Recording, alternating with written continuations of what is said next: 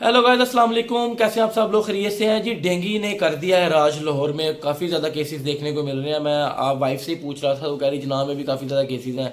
Services में भी दोस्तों के साथ रब्ता हुआ तो उन्होंने भी बताया कि वहाँ काफ़ी ज़्यादा केसेस मिलने को आ रहे हैं लोग। इवन मेरे एक अपने कुलीग हैं, उनके वाला साहब को भी डेंगू का हमला हुआ है। अल्लाह ताला उनको सेहत तंदुरुस्ती भी दे। तो गाइस, मैंने डेंगू की अलामत क्या है, डेंगू कैसे फैलता है, डेंगू क्यों फैलता है, इस पे बड़ी प्रॉपर एक वीडियो पहले बनाई है जो कि डिस्क्रिप्शन के अंदर मौजूद है, वो आप देख सकते हैं। लेकिन चंद अलामत को मैं जल्दी से बता दूं कि डेंगू में आपको तेज़ बुखार होता है काफ़ी ज़्यादा, तकरीबन बाज़ लोगों को तो 103-4 तक चला जाता है। लेकिन उसके साथ उनकी आंखों के बैक साइड पे बहुत ज़्यादा शदीद दर्द होती है। फिर उनको नौजिया होता है, दिल ख़राब होता है, वोमिटिंग होती है, बॉडी एक होती है जिसमें बहुत शदीद दर्द होती है। फिर उनको हाइपोवोलीमिया हो जाता है, ब्लड वॉल्यूम कम होना शुरू हो जाता है, यानी अगर उनका ब्लड प्रेशर वगैरह लो होना शुरू हो जाए। और फिर इसकी दो टाइप्स पे हमने बात की थी कि डेंगू हेमरेजिक फीवर है एक, जिसमें अगर खुदा ना खास्ता इतनी प्लेटलेट्स कम हो जाती हैं कि आपकी वेसल्स में से ब्लड आना शुरू हो जाता है, ऊजिंग होना शुरू हो जाती है। और दूसरा डेंगू शॉक सिंड्रोम, उसकी भी यही रीज़न है कि बहुत ज़्यादा अगर डिहाइड्रेशन हो जाए या बहुत ज़्यादा ब्लड वॉल्यूम कम हो जाए, बहुत ज़्यादा ब्लड प्रेशर कम हो जाए, तो उसकी वजह से भी डेंगू टॉक्सिक सिंड्रोम हो जाता है। पेशेंट शॉक में जा सकता है, कोमा में जा सकता है और डेथ भी हो सकती है। और इसके लिए मैंने भी बताया था कि पैनाडॉल जो है वो इस्तेमाल करें। तो गाइस, डिस्क्रिप्शन के अंदर ये पूरी वीडियो मौजूद है, वो आप देख सकते हैं। आज मैंने डॉक्टर अजरीज साहब को जहमत दी है कि डॉक्टर साहब हमें ये बताएं कि इसका कोई दो प्रॉपर मेडिसिन बता दें जो हर्बल मेडिसिन से ताल्लुक़ रखती हैं और जिसका रिजल्ट हो। मैं कोशिश करूंगा जब वो बताएं तो मैं उसकी इमेजेस भी अपनी वीडियो में साथ शेयर कर सकूं, ताकि वो अपने घर में आप इस्तेमाल कर सकें। अगर तबीयत ज़्यादा ख़राब है तो डेफिनेटली आपको डॉक्टर से रिजू करना है, यकीनन आपको डॉक्टर के पास जाना है, खा वो तिब का डॉक्टर हो, खा वो एलोपैथी का डॉक्टर हो। लेकिन अगर बहुत ज़्यादा डिहाइड्रेशन है, बहुत ज़्यादा मसाइल हैं, तो ज़रूर आपको जाना है। लेकिन अगर आपकी ये मेडिसिन ले लें तो शायद आप उस कंडीशन तक ना पहुंच सकें जिनका मैं जिक्र कर रहा हूँ, और आप पहले ही घर पे ही सेहतयाब हो जाएं। तो गाइस, मैं अभी रहमत देता हूँ जनाब डॉक्टर अदरीस साहब को, वो अपनी कीमती राय जो है हमें देंगे।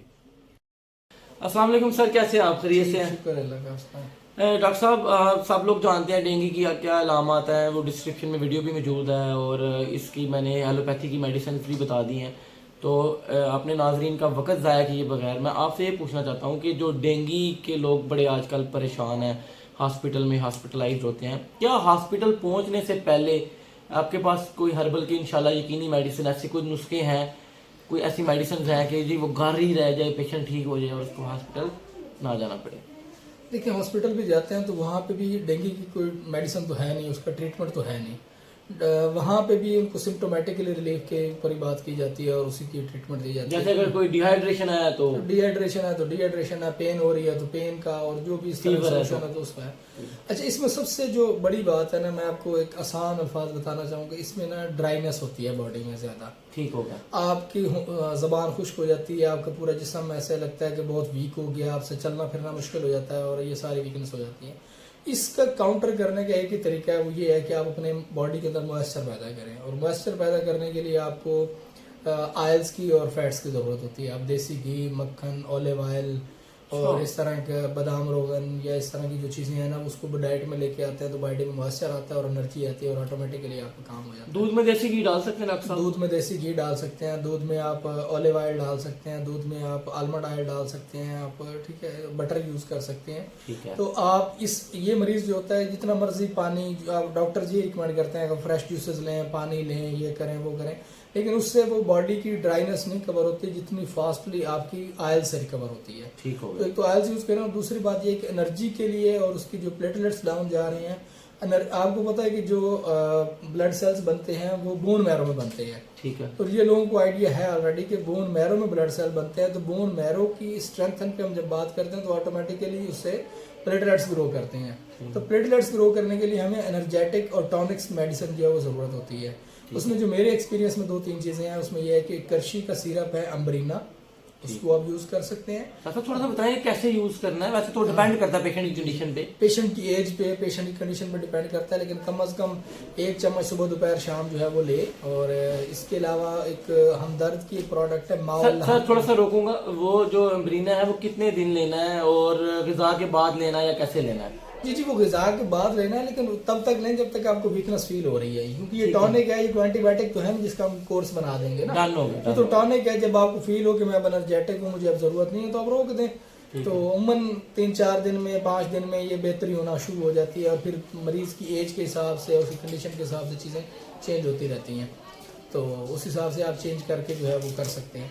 और दूसरी चीज़ जो है वो ये है कि आप हमदर्द की प्रोडक्ट है माउल लहम, उसके भी आप 2 चम्मच सुबह दोपहर शाम अगर लेते हैं तो वो आपको बहुत एनर्जी देता है, और उसके अलावा ये प्लेटलेट्स काउंट बढ़ाने में और बॉडी की जनरल वीकनेसेस कम करने में उसका बड़ा रोल है। डॉक्टर साहब एक सिरप सा भी चल रहा है मार्केट में बड़ा, कि जो प्लेट के नाम से, आपको अंदाजा है कौन सा मैं सिरप है बता रहा हूँ वो सिरप जो है वो सिर्फ एक प्लेटलेट्स बढ़ाने के लिए, जो मैंने आपको बता दिया उसका नाम है रिप्लेट। अच्छा। वो हर्बियन का है। अच्छा। ठीक है ना, वो सिर्फ प्लेटलेट्स बढ़ाने के लिए, लेकिन जो मैं आपको बता रहा हूँ इससे ओवरऑल बॉडी की वीकनेसेस भी खत्म होंगी और प्लेटलेट्स भी बेहतर हो जाएंगे। तो डॉक्टर साहब एक और आखिरी बड़ी इंपॉर्टेंट वो ये है कि पपाया का बड़ा जिक्र होता है। डॉक्टर साहब आप तो चूंकि हर्बल स्पेशलिस्ट हैं, डॉक्टर हैं, पपाया का रोल है और लेना कैसे है, खाना कैसे है, इस्तेमाल कैसे करना है? डेफिनेटली उसका रोल है, जो रिप्लेट सिरप है उसमें पपाया के लीव्स का ही एक्सट्रैक्ट है। अच्छा, ठीक है ना, और अगर उसको जिस तरीके से भी आप खा सकते हैं वो बेहतर होता है। पपाया आप ले सकते हैं, लेकिन ज़्यादा जो रिकमेंड किया जाता है वो पाया के लीव्स को रिकमेंड किया जाता है। लीव्स का आप कहवा भी ले सकते हैं, और लीव को ग्राइंड करके उसका जूस भी बना सकते हैं, जैसे मिंट मार्गरेटा टाइप बनाते हैं, वो भी बना के यूज़ कर सकते हैं। डॉक्टर साहब एक और सवाल के आम क्या कहते हैं जी, जुबान पे ये होता है कि जी अनार का जूस, इतना अनार का जूस लोग पीते हैं कि इवन मेरे कज़न को भी हुआ था तो वो उसका गला ही पक गया था। तो क्या अनार स्पेसिफिक है या कोई भी जूस पी सकते हैं? देखिए मैंने आपको पहले कहा कि डॉक्टर्स, क्योंकि ये ड्राइनेस है ना, बॉडी में आपको खुश्की सी महसूस होती है, आपके हाथ पांव खुश्क हैं, स्किन ड्राई है, होंठ ड्राई हैं, आप बार बार जूसेस भी पी रहे हैं फिर भी ड्राई हैं, ठीक है। तो बात ये है कि वो सिर्फ जूसेस से रिवर्स होता नहीं है। ठीक हो गया। ठीक है ना, उसके लिए हमें मॉइस्चर जो है वो लेने पड़ते हैं, वो मैंने आपको पहले एग्जांपल दे दी है। तो जूस आप कोई भी पीते हैं तो बॉडी को एनर्जी देता है, लेकिन लोगों का एक माइंड सेट है कि लाल चीज़ जो होती है वो खून बनाती है, तो लाल कलर का वो पीते हैं तो वो खट्टा भी होता है, उससे गला भी खराब हो जाता है, ठंडा भी होता है, उससे बाद सर्दियों में वो यूज़ भी नहीं हो सकता, ज़्यादा सर्दी लगने लग जाती है। तो आप कोई भी जूस ले सकते हैं, मौसमी का जूस ले सकते हैं, आप केले का शेक लें, बनाना का लें, और उस तरह की जो भी चीज़ें हैं वो आप लें। एनर्जेटिक टॉनिक्स रिक्वायर्ड होते हैं, फ्लूइड इनटेक बढ़ाएं, फ्लूइड इनटेक बढ़ाना है उसमें।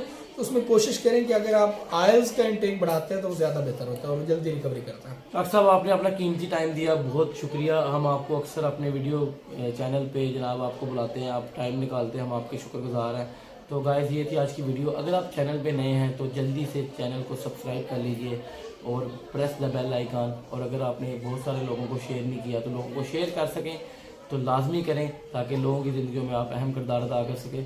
पाकिस्तान का, अपने मुल्क का, अपने घर वालों का, अपने दोस्त अहबाब का, सबका ख्याल रखें। अल्लाह हाफिज़।